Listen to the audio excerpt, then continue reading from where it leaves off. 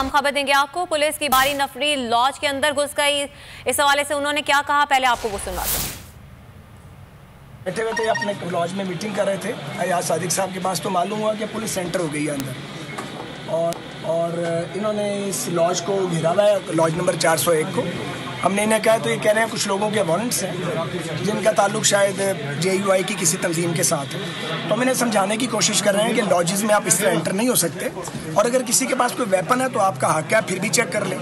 तो बहरहाल वो अपनी जिद पे अड़े हुए हैं, बातचीत हो रही है। बहरहाल ये इलीगल है और ये नो कॉन्फिडेंस की मोशन के इस मामले में लोगों को ये हैरेस करना है। इस वक्त पुलिस पार्लियामेंट लॉजेस में कैदी वैन के साथ पहुंची है और सादफी की जानिब से यही कहा गया है कि पुलिस की जानिब से कहा जा रहा है कि कुछ लोगों के वारंट गिरफ्तारी उनके पास मौजूद हैं। नई मसला से मजीद तफसीलात जानते हैं। नई क्या तफसीलात हैं इस तमाम तर वाक़े की? हाँ जी बिल्कुल, इस वक्त हम पार्लियामेंट लॉजेस में मौजूद हैं और ये MNA सलाहुद्दीन अयूबी हैं जो JUI के MNA हैं। उनका ये फ्लैट है, 401 नंबर फ्लैट है। यहाँ पर इस फ्लैट के बाहर पुलिस की भारी नफरी मौजूद है और पुलिस के अफसरान और पुलिस के जो दीगर जो एहलकार है के अंदर भी पहुंच चुके हैं।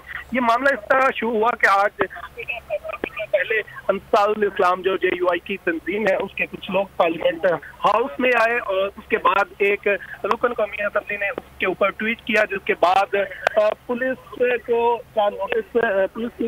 के नोटिस लेने की अपील की गई थी MNA की जानिब से। उसके बाद पुलिस नईमा सर, इस हवाले से आप हमें आगाह कर रहे थे, आपका बहुत शुक्रिया। सब्सक्राइब करें और बेल दबाएं ताकि कोई खबर रह न जाए।